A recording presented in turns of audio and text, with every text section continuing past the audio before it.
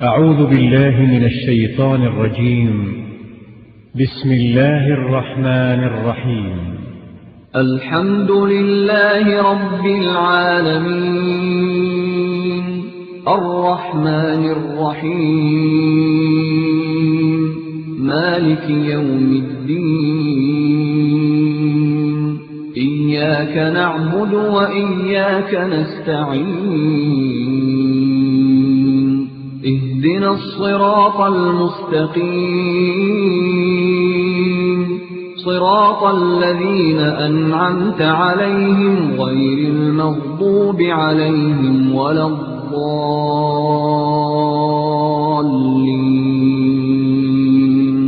بسم الله الرحمن الرحيم. ألف لام ميم. ذلك الكتاب لا ريب فيه هدى للمتقين الذين يؤمنون بالغيب ويقيمون الصلاة ومما رزقناهم ينفقون.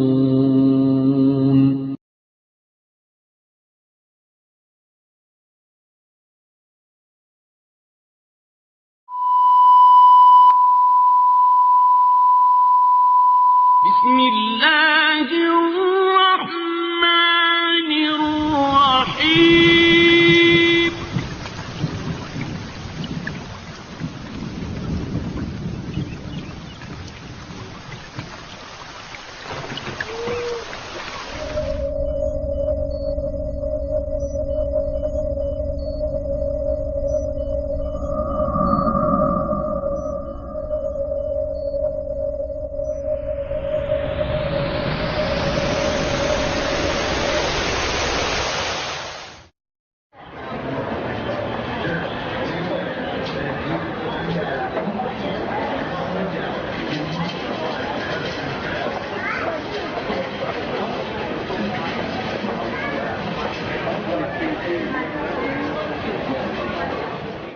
أعوذ بالله من الشيطان الرجيم.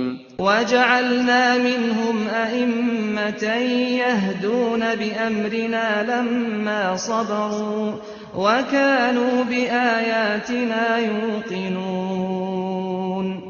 جب انہوں نے مصیبتوں پر صبر کیا تو ہم نے اس میں سے کئی ایسے امام بنا دیے جو ہمارے حکم سے ان کی رہنمائی کرتے تھے.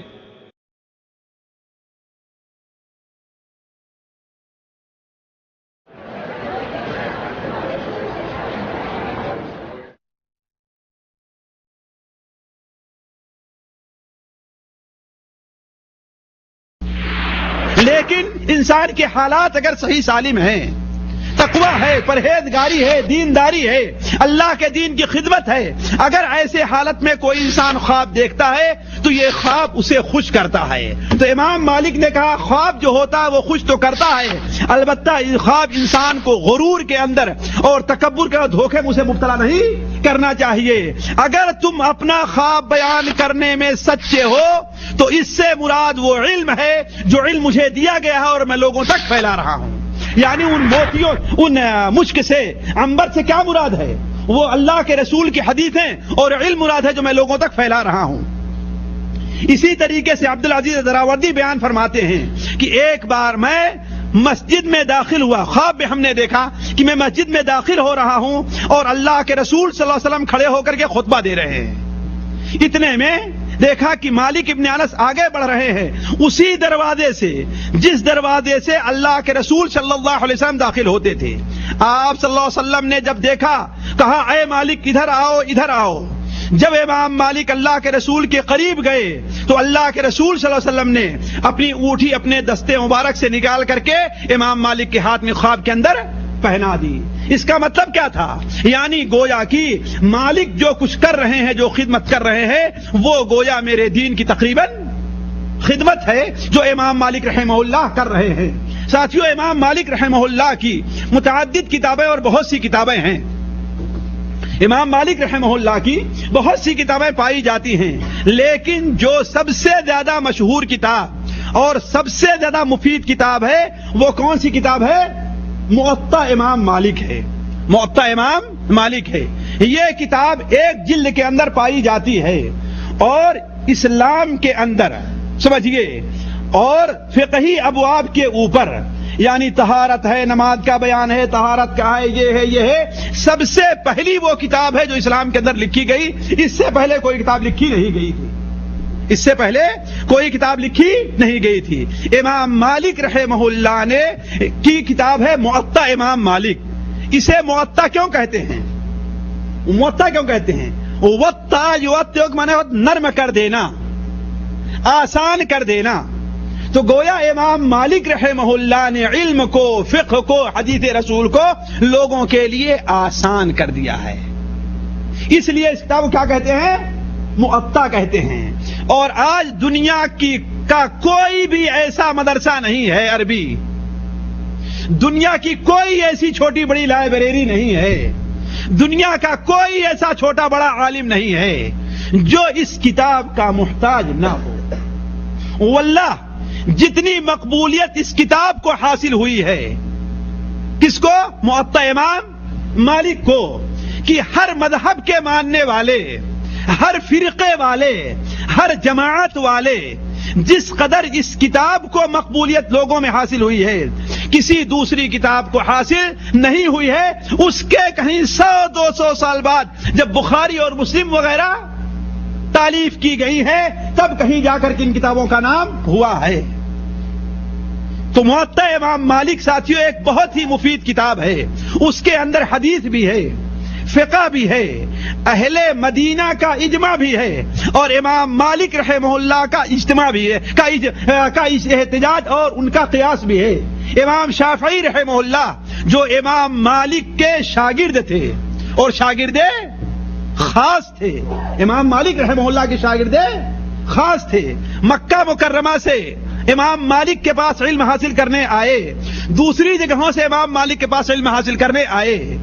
तो इमाम शाफई रहमहुल्लाह बयान फरमाते हैं कि किताबुल्लाह के बाद सबसे सच्ची किताब दुनिया के अंदर कौन पाई जाती है? मुअत्ता इमाम मालिक है। जाहिर बात उस वक्त कभी बुखारी शरीफ तालीफ नहीं हुई थी। अब्दुर्रहमान इब्ने महदी एक बहुत बड़े आलिम और हदीस के एक बहुत बड़े रावी हैं। वो बयान फरमाते हैं कि जो मैं जानता हूं कि कुरान मजीद के बाद जितना सही इल्म इस किताब के अंदर मौजूद है, किसी दूसरी किताब में मौजूद नहीं है। इमाम मालिक रहमहुल्लाह के एक दूसरे शागिर्द हैं अब्दुल्ला इब्ने वहाब, वो बयान फरमाते हैं कि जिस शख्स ने मुअत्ता इमाम मालिक को नोट कर लिया है, मुअत्ता इमाम मालिक को नोट कर लिया है, उसके लिए अब जरूरी नहीं है कोई दूसरी किताब को नोट करे और लिखे। तो इमाम मालिक रहमहुल्लाह की मुअत्ता को इस कदर मकबूलियत हासिल हुई, इस कदर मकबूलियत हासिल हुई कि उस वक्त दुनिया के गोशे गोशे से, हत्ता की साथियों स्पेन से, खुरासान से और हर जगह से लोग सवार होकर के आते थे इमाम मालिक रहमहुल्लाह के पास मुअत्ता इमाम मालिक का इल्म और दर्स हासिल करने के लिए। और जिस कदर दुनिया में मुअत्ता इमाम मालिक के नुस्खे चारों तरफ चले हैं, हत्ता कि बुखारी शरीफ के भी उतने नुस्खे दुनिया के अंदर नहीं चले। खुद इमाम अबू हनीफा रहमहुल्लाह के शागिर्द इमाम मुहम्मद इब्ने हसन रहमहुल्लाह 3 साल तक मदीना मुनव्वरा में रह करके मुअत्ता इमाम मालिक का इल्म हासिल किया है। कितना? 3 साल तक मदीना मुनव्वरा में रह करके मुअत्ता इमाम मालिक का इल्म हासिल किया है। और जब वो कूफा में आए, उनका खुद बयान है कि जब मैं कूफा में आ करके जिस दिन मुअत्ता इमाम मालिक का दर्स दिया करता था तो मेरे घर में बैठने की जगह नहीं रहा करती थी, मेरे घर में बैठने की जगह नहीं रहा करती थी। और जिस दिन बैठ करके मैं अपने वो उस्ताद का दर्स दिया करता था, उस दिन बड़ी मुश्किल से थोड़े से लोग आया करते थे। तो हमने लोगों से कहा कि तुम लोगों जैसा बदबख्त हमने दुनिया में किसी को नहीं देखा कि एक गैर शहर के रहने वाले की किताब जब मैं तुम्हें पढ़ करके सुनाता हूं तो भीड़ लगा लेते हो, और जब तुम्हारे शहर के किसी आलिम की बात बताता हूं तो तुम भीड़ नहीं लगाते। इससे अंदाजा लगाएं और इससे भी अंदाजा लगा लें कि मुअत्ता इमाम मालिक को जहां पर عام لوگوں نے پڑھا ہے، وہاں پر عالموں نے پڑھا ہے، حتیٰ کہ امام مالک کے بعد استادوں نے بھی موطا امام مالک کو پڑھا ہے، اور حتیٰ کہ اس وقت کے حاکم جو تھے انہوں نے بھی موطا امام مالک کو پڑھا ہے۔ مثلا ابو جعفر المنصور اپنے وقت کا حاکم تھا، اور عرب دنیا جتنا آج ہے اس سے کہیں زیادہ دور اس کی حکومت تھی، کہیں زیادہ دور اس کی حکومت تھی۔ اس کے باوجود بھی ابو جعفر المنصور امام مالک سے آ کر کے موطا امام مالک کا درس لیا کرتا ہے۔ بلکہ ایک بار بڑا دلچسپ واقعہ پیش آیا، دیکھیں امام مالک رحمہ اللہ کی عزت نفس، امام مالک رحمہ اللہ سے ابو جعفر المنصور نے جب بغداد شہر قائم کیا، بغداد کا نام کیا تھا پہلے؟ بغداد کا نام کسی کو معلوم ہے؟ اس کا نام دارالسلام رکھا گیا تھا۔ کیا تھا اس کا نام؟ دارالسلام تھا۔ ایک بار ابو جعفر المنصور مدینہ منورہ آیا اور امام مالک کو 30,000 درہم دیا۔ کتنا؟ 30,000 درہم دیا، اور اپنے پہرے دار سے کہا کہ امام، اپنی ہمت نہیں پڑی، ذرا دیکھیں یہ ہے عزت نفس، اپنی ہمت نہیں پڑی کہنے کی، اپنے پہرے دار سے کہتا ہے جا کر کے چپکے سے مالک سے کہو کہ کیا اچھا ہوتا کہ اگر آپ میرے ساتھ بغداد چلے چلتے، آپ میرے ساتھ بغداد چلے چلتے۔ امام مالک رحمہ اللہ نے کہا میں اللہ کے رسول صلی اللہ علیہ وسلم کا پڑوس چھوڑ کر کے بغداد جانے کے لیے تیار نہیں ہوں۔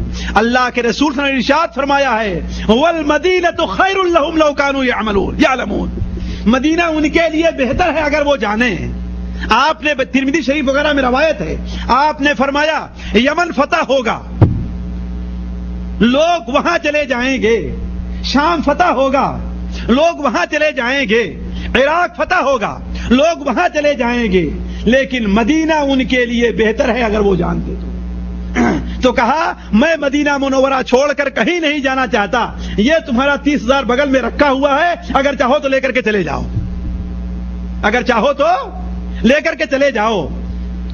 ہارون رشید کے بارے میں آتا ہے کہ امام مالک رحمہ اللہ کے پاس آیا اور کہا میں چاہتا ہوں کہ میں بھی آپ سے یہ کتاب سنوں، یہ کتاب میں بھی آپ سے سنوں، اور میرے دونوں بیٹے بھی یہ کتاب آپ سے سنیں۔ کون؟ ہارون رشید کے دونوں بیٹوں کا کیا نام تھا؟ ماشاءاللہ تاریخ سے اتنی، جی کیا نام تھا ہارون رشید کے دونوں بیٹوں کا؟ جی مامون رشید اور امین الرشید، محمد المأمون اور عبداللہ الامین، محمد المأمون اور عبداللہ الامین، یہ دونوں بیٹے تھے۔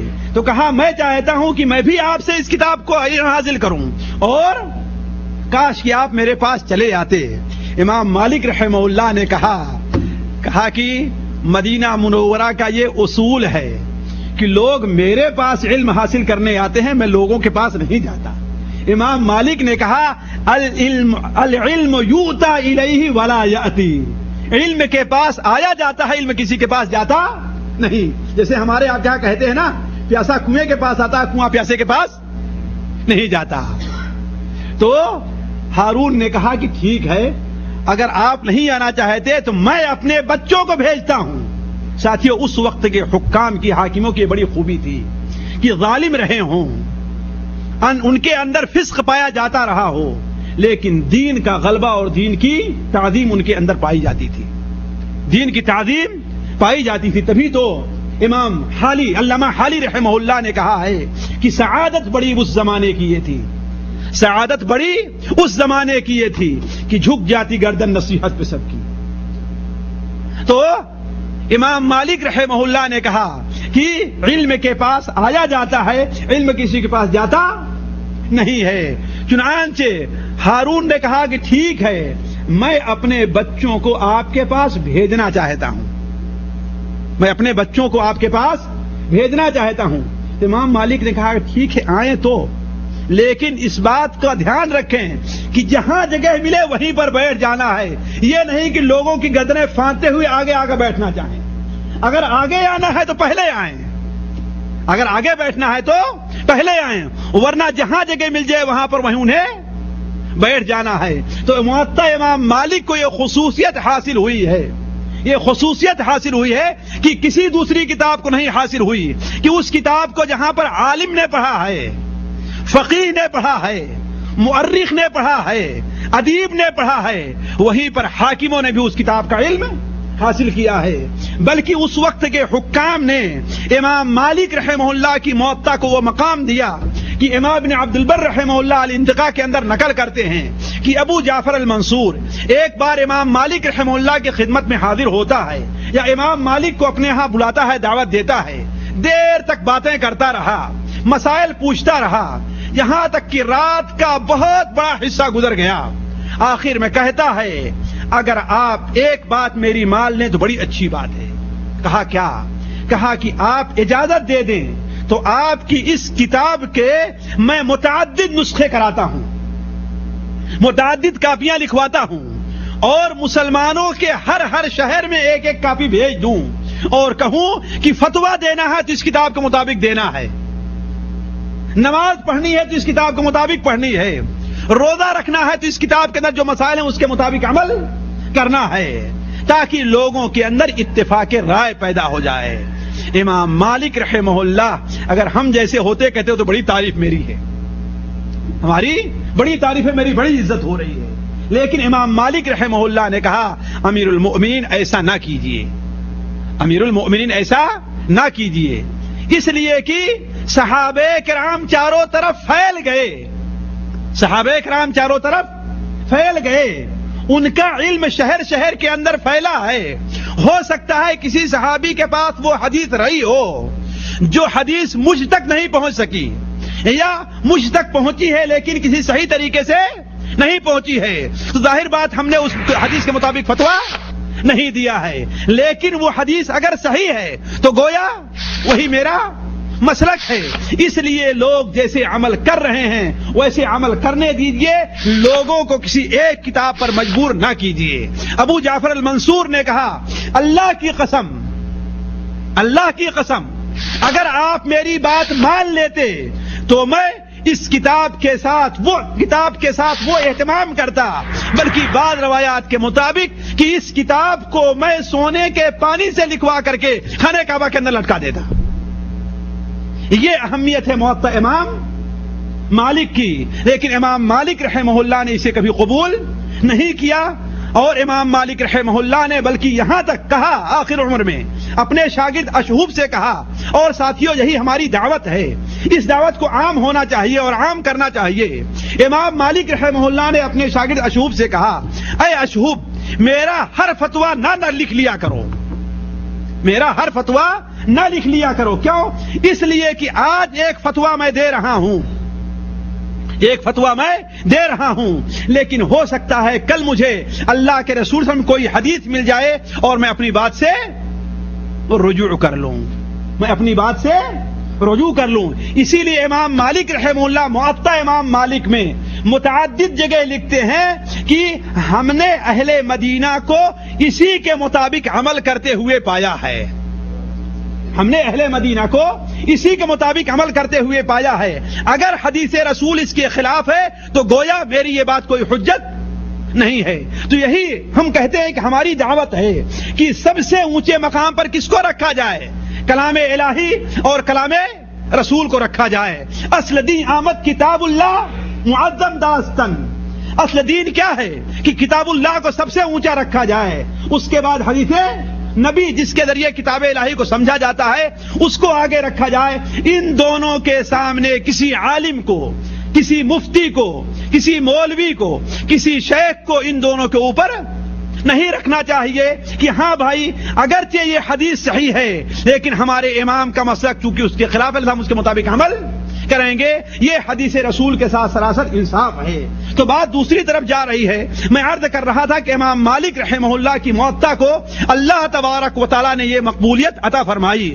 اب آخر میں آ کر کے ہم امام مالک رحمہ اللہ کی وفات سے متعلق چند باتیں کرتے ہیں، لیکن دیکھیے ساتھیو اللہ تبارک و تعالیٰ کی ایک سنت رہی ہے کہ اس دنیا میں اللہ تبارک و تعالیٰ ہر ایک کو آزماتا ہے، جیسا کہ پچھلی مجلس کے اندر ہم نے امام ابو حنیفہ رحمہ اللہ سے متعلق اشارہ کیا تھا کہ امام ابو حنیفہ رحمہ اللہ کو بھی آزمایا گیا، ان کے اوپر نوزہ کوڑے برسائے گئے امام ابو حنیفہ رحمہ اللہ کے اوپر، حتیٰ کہ بعد وقت انہیں جیل میں ڈال دیا گیا ہے نا.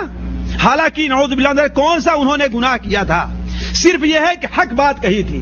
لیکن اللہ تبارک و تعالیٰ کی یہ سنت ہے، اللہ تبارک و تعالیٰ کا یہ اصول ہے کہ اللہ تعالیٰ اس دنیا کے اندر ہر ایک کو آزمائش کے اندر ڈالتا ہے. بھلا بتائیے اللہ کے رسول صلی اللہ علیہ وسلم جیسا سچا، آپ جیسا بلند مقام، آپ جیسا متقی، آپ جیسا پرہیزگار دنیا کے اندر کوئی آدمی نہ تو پیدا ہوا ہے اور نہ قیامت تک پیدا ہوگا. ہمارا آپ کا اس پر ایمان ہے کہ ایمان نہیں ہے؟ اگر کوئی اس پر ایمان نہیں رکھتا تو وہ مومن ہے؟ وہ مومن نہیں ہے. لیکن آپ صلی اللہ علیہ وسلم کو کتنی تکلیفیں دی گئیں، کتنی تکلیف دی گئی آپ کو. آپ اگر کسی کے ساتھ برابر بھلائی کرتے رہیں، ایک بار بھی آپ جھوٹ نہ بولیں اور ایک سے سن کر کے رہے جھوٹے تم کیسی بات کر رہے ہو، تو آپ کے اوپر یہ بات کتنی گراں گزرے گی. چہ جائے کہ اللہ کے نبی کی سچائی ہو، حضرت محمد صلی اللہ علیہ وسلم کی سچائی ہو، جسے لوگ نبوت سے پہلے صادق اور امین کہا کرتے تھے، لیکن انہیں جھٹلایا جائے، ان کے دل پر کیا گزرتی ہوگی. ذرا سوچیں اس نقطے کو. اسی لیے آپ صلی اللہ علیہ وسلم کا فرمان ایسا بخاری شریف میں ہے کہ اللہ کے دین کے بارے میں جتنی تکلیف مجھ کو دی گئی ہے کسی دوسرے کو تکلیف نہیں دی گئی. واللہ بسا اوقات تکلیف نہیں بلکہ ذہنی پریشانی کی تاب نہ لا کر کے آپ صلی اللہ علیہ وسلم خاموش ہو کر کے بیٹھ جایا کرتے تھے، لیکن اللہ تبارک و تعالیٰ آ کر کے اللہ تعالیٰ وحی کے ذریعے آپ کو تسلی دیا کرتا تھا. تو اللہ تعالیٰ کی یہ سنت رہی ہے، اس سنت سے کسی کو چھٹکارا نہیں ہے. افحسب الذین الف لام میم احسب الناس ان یترکوا ان یقولوا آمنا وهم لا یفتنون. کیا جو لوگ ایمان لائے ہیں وہ یہ سمجھتے ہیں کہ جب وہ کہہ دیے کہ ہاں ہم مومن ہیں تمہیں آزمایا نہیں جائے گا؟ نہیں، ہم نے تم سے پہلے لوگوں کو بھی آزمایا ہے اور تمہیں بھی آزمائیں گے. تو امام مالک رحمہ اللہ اسی سنت کے تحت امام مالک رحمہ اللہ کو بھی آزمایا گیا. لیکن ایک نقطہ ہمیشہ یہ ذہن میں رکھنا چاہیے کہ واللہ آزمائش کے بعد ایک عالم کا جو مقام حاصل ہوتا ہے اس کی مثال بعین ہی یہی ہوا کرتی ہے کہ جس طریقے سے ہنہ اور مہدی ہے اسے جتنا رگڑا جاتا ہے اتنی ہی وہ نکھرتی ہے نا. جس طریقے سے سونے کو جتنا تپایا جاتا ہے اتنا ہی اس کی گندگی ختم ہوا کرتی ہے. اسی طریقے سے عالم کو جس قدر آزمایا جاتا ہے اتنا ہی دنیا کے لوگوں میں اللہ تعالیٰ ان کی محبت کو ڈال دیا کرتا ہے. تو خلاصہ کلام یہ، اسی سنت کے تحت امام مالک رحمہ اللہ کو بھی آزمایا گیا، آپ پر کوڑے برسائے گئے، آپ رحمہ اللہ کو آپ کا منہ کالا کر کے ایک گدھے کے اوپر بیٹھا کر کے پورے شہر کے اندر گھمایا بھی گیا. یہ ساری چیزیں امام مالک رحمہ اللہ کے اوپر پیش آئی. لیکن راوی کہتے ہیں کہ امام مالک کے ساتھ جب یہ معاملہ پیش آیا ہے اس کے بعد سے امام مالک کا مقام لوگوں میں اور بڑھ گیا ہے. امام مالک کا مقام لوگوں میں اور بڑھ گیا ہے. خود ہمارے نبی حضرت محمد مصطفیٰ صلی اللہ علیہ وسلم کی حدیث ہے کہ من یرید اللہ بہ خیرا یصب منہ. اللہ تعالیٰ اپنے جس بندے کے ساتھ بھلائی کا ارادہ کرتا ہے اللہ تعالیٰ اسے مصیبت اور پریشانیوں میں ڈال دیتا ہے. اور ایک نقطے کو ہمیشہ سمجھنا چاہیے دوستو کہ اللہ تبارک و تعالیٰ اپنے بندے کے لیے آخرت میں ایک مقام رکھتا ہے، جیسا کہ حدیث رسول کے اندر ہے. وہ مقام بندہ اپنی عبادت سے اپنے عمل سے نہیں پا پاتا، تو اللہ تبارک و تعالیٰ اسے مصیبت اور پریشانی میں مبتلا کرتا ہے تاکہ اس مقام کو پالے. میں آج سے 20-25 سال پہلے جبکہ علم بہت کم تھا اور آج بھی بہت کم ہے علم، لیکن ظاہر بات پہلے کے مقابلے میں اچھا ہے، بہت کم تھا. بڑا تعجب ہوتا تھا کہ ایک شخص ایسا ملا مجھے کہ جب سے میں نے ہوش سنبھالا ہے اس کے 20 سال پہلے سے اس نے تہجد کی نماز کبھی نہیں چھوڑی تھی، اعتکاف کرنا اس نے کبھی نہیں چھوڑا تھا، اشراق کی نماز اس نے کبھی نہیں چھوڑی تھی. چاشت کی نماز اس نے کبھی نہیں چھوڑی تھی. 2 بجے رات کے بعد سوتا ہوا اسے ہم نے کبھی نہیں دیکھا تھا, لیکن آخری عمر میں آ کر کے اسے سخت تکلیف کا سامنا کرنا پڑا. عقل نہیں مانتی تھی یہ بات کہ آخر کیوں ہے. حضرت ایوب علیہ الصلوۃ والسلام اللہ کے نبی ہے, 18 سال تک انہیں مصیبتوں میں اس طریقے سے ڈال دیا اللہ تبارک تعالیٰ نے, ایسی بیماری میں مبتلا کیا کہ اپنے اور غیر تمام لوگوں نے ساتھ چھوڑ دیا. لیکن جب اللہ کے رسول کی اس حدیث کے اوپر نظر پڑی تو وہ مسئلہ حل ہو گیا کہ اللہ تعالیٰ اپنے بندے کے لیے جنت میں ایک مقام رکھتا ہے, وہ مقام بندہ اپنی عبادت سے اپنے عمل سے نہیں حاصل کر پاتا, تو اللہ تعالیٰ اسے مصیبتوں میں مبتلا کرتا ہے جس کے ذریعے سے اس کے اوپر جب پریشانی آتی ہے اللہ کا شکر ادا کرتا ہے, اللہ کے نعمت پر, اللہ کی اس حالت پر صبر کرتا ہے, اللہ کی دی ہوئی اس حالت پر, تو اللہ تعالیٰ اس کے مقام کو بلند کر دیتا ہے. اسی سنت کے تحت امام مالک رحمہ اللہ کو بھی آزمایا گیا. اس کی متعدد وجہ علماء نے لکھی ہے, لیکن جو سب سے معقول وجہ اور امام ذہبی رحمہ اللہ وغیرہ نے جسے قبول کیا ہے وہ یہ ہے کہ امام مالک رحمہ اللہ کے زمانے میں ایک علوی خاندان کے محمد ابن حسن ابن علی النفس الزکیہ, محمد ابن حسن ابن محمد ابن عبداللہ ابن حسن ابن علی, یعنی حضرت علی رضی اللہ عنہ کے بیٹے جو حسن تھے ان کے پڑپوتے محمد النفس الزکیہ نامی جو تھے, انہوں نے خلفائے بنو عباسیہ کے خلاف بغاوت کی اور بہت سے لوگ اس میں شریک ہوئے, اور اصل میں یہی وجہ بنی تھی امام ابو حنیفہ رحمہ اللہ کو سزا دینے کی کہ وہ ان کے ہاتھ بیعت کرنے پر لوگوں کو ابھارتے ہیں, جیسا کہ پچھلی مجلس کے اندر ہم نے کہا تھا, پچھلی مجلس ہم نے بیان کیا تھا. تو امام مالک رحمہ اللہ پر بھی یہ الزام لگایا گیا کہ یہ چھپ کر کے لوگوں کو ابھارتے ہیں کہ محمد ابن عبداللہ ابن النفس الزکیہ کے ہاتھ پر بیعت کرو اور ابو جعفر المنصور کی بیعت کو ختم کر دو. وہ کیسے؟ کہا کہ وہ ایک فتویٰ دیتے ہیں کہ اگر آدمی کو مجبور کیا جائے طلاق دینے پر, اسے زبردستی طلاق لی جائے تو وہ طلاق واقع نہیں ہوتی. امام مالک کا یہ فتویٰ تھا, حضرت عمر ابن خطاب کا یہ فتویٰ ہے, عبداللہ ابن عباس کا یہ فتویٰ ہے, اور بہت صحابہ کرام کا فتویٰ ہے کہ اگر کسی سے زبردستی طلاق لے لی جائے, اسے ڈرا کر کے, دھمکا کر کے, قتل کی دھمکی دے کر کے, مار کر کے اگر اس سے لکھا لیا جائے تو طلاق واقع نہیں ہوگی, جیسا کہ ہمارے یہاں لوگ کیا کرتے ہیں. امام مالک رحمہ اللہ کا یہ فتویٰ تھا. تو لوگوں نے کہا کہ اے امیر المؤمنین, جانتے ہیں یہ فتویٰ جو امام مالک دے رہے ہیں وہ کس وجہ سے؟ اس وجہ سے دے رہے ہیں کہ زبردستی اگر کوئی کام کرایا جائے تو یہ کام نہیں ہوتا. تو لوگوں سے کہنا چاہتے ہیں کہ تم محمد ابن عبداللہ نفس الزکیہ کے ہاتھ پر بیعت کرو, اور ابو جعفر المنصور کی بیعت تمہارے گردن پر اس لیے نہیں ہے کہ یہ گردن تم لوگوں نے بدرجے, یہ بیعت تم لوگوں نے بدرجے مجبوری کی ہے, یہ بیعت تم لوگوں نے بدرجے مجبوری کی ہے. تو جس طریقے سے مجبور کر کے طلاق لی جائے تو وہ طلاق نہیں واقع ہوتی, اسی طریقے سے تمہارے گردن میں ابو جعفر المنصور کی بیعت بھی نہیں ہے. اس وقت مدینہ منورہ کا کے اندر ایک گورنر تھا جعفر ابن سلیمان ہاشمی, حضرت عبداللہ ابن عباس کے خاندان کا تھا, جعفر ابن سلیمان الہاشمی. اس نے امام مالک رحمہ اللہ کو منع کر دیا کہ آپ فتویٰ نہ دیجیے, اس لیے کہ لوگ اسے بنیاد بنا کر کے ابو جعفر المنصور کے ہاتھ پر سے بغاوت کر کے محمد ابن عبداللہ نفس الزکیہ کے ہاتھ پر بیعت کر رہے ہیں. امام مالک رحمہ اللہ خاموش ہو گئے. اس نے اپنا ایک جاسوس بھیجا, کہا کہ جا کر کے مالک سے یہ فتویٰ پوچھو کہ اگر کوئی آدمی کسی سے بدرجے مجبور کر کے اسے زبردستی طلاق لے لے تو یہ طلاق واقع ہوگی کہ واقع نہیں ہوگی, یہ طلاق واقع ہوگی کہ واقع نہیں ہوگی.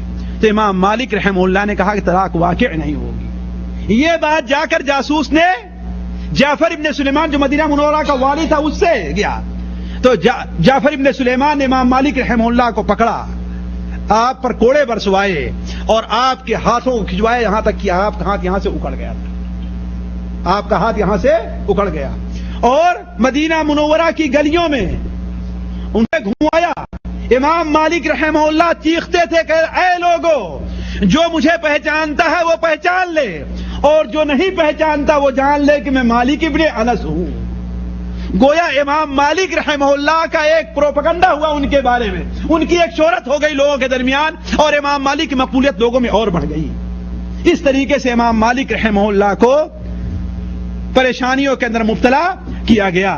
اب امام مالک رحمہ اللہ کی وفات سے متعلق دو چند کلمات کہہ کر کے میں اپنی بات سے کو ختم کرتا ہوں کہ امام مالک رحمہ اللہ علم و عمل کی دنیا میں تقریباً 90 سال رہ کر کے آپ رحمہ اللہ 22 دن بیمار رہ کر کے آپ کی وفات ہوئی ہے۔ راوی کا بیان ہے کہ اتوار کا دن تھا، 10 یا 14 ربیع الاول، 10 یا 14 ربیع الاول 179 میں، یعنی 7/9، 189 نہیں، 179 میں صبح کے وقت امام مالک رحمہ اللہ اس دنیا سے کوچ کر گئے ہیں۔